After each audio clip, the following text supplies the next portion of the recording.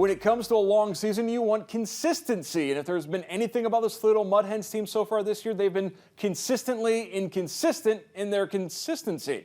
We'll explain that in a moment as we're welcomed in by Mudhens announcer Brad Woznicki. And Brad, it's been a very interesting 6 weeks or so for the Hens. They had that 8-game winning streak in the beginning of May, and then they dropped 7 of 8, that 5 of 6 in Columbus, and then they come home and take 5 of 6 from Iowa. So this is a team that is very much a streaky team, and lately it's been the winning streak that's been coming through.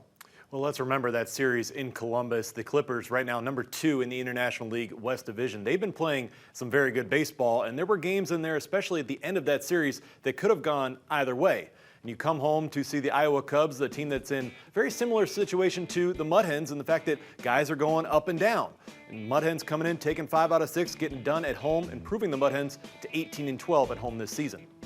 In the beginning of that series against Iowa, they got a little bit of a push, if you will, because it was basically Tigers 2.0. We had Austin Meadows, we had Robbie Grossman, we had Victor Reyes, all guys in Toledo making rehab appearances. And that really helped Toledo kind of get back in that winning streak beginning of this past week. Yeah, we started out the week as the Detroit Mudhens, and we just saw one guy after another going up. It was Austin Meadows, then Robbie Grossman, most recently Victor Reyes. And for a guy like Trayce Thompson, he had to be patient because of the guys that are down. And Trayce Thompson had been swinging a very good bat coming out of that Columbus series. So you had a lot of guys that made it great for spectators to come down to Fifth Third Field and see. Now that they're back up, you've got guys that are ready to play, that are anxious to be back in the lineup, and guys produced right at the end of that series. One of those guys back in the lineup, Ryan Kreidler. We saw him hit a home run on Sunday. This was somebody who got off to such a good start to this season, had some injury situation, and now he's back in the lineup. And for Ryan Kreidler, it's all about right now getting that strength back in that hand after breaking that hand. And he came back, played a couple of games, and then was out for over a week because, again, he's just trying to get that strength back.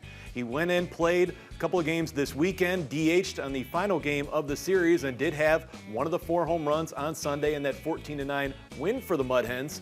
He, along with Riley Green, are 2 guys that are helping to lead this team right now. Riley Green, many questioning when will be the time that he will be back up with the Detroit Tigers. We will see, because he's looked very good defensively, and he's been pretty consistent at the plate.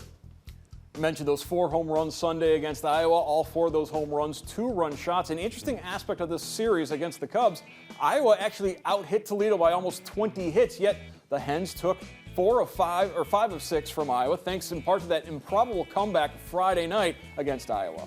Yeah, let's just look at the final 3 games of the series in which Iowa put together 48 hits. But remember, they only won 1 of those 3 games. So the Mudhens, that Friday night game was definitely an unusual comeback because the Mudhens had just 1 hit in that 9th inning, 1 hit over the final 5 innings, and then the walks plus a couple of wild pitches definitely benefited the Mudhens. They took advantage, taking the first 4 games of that series, and in the end, taking 5 out of 6.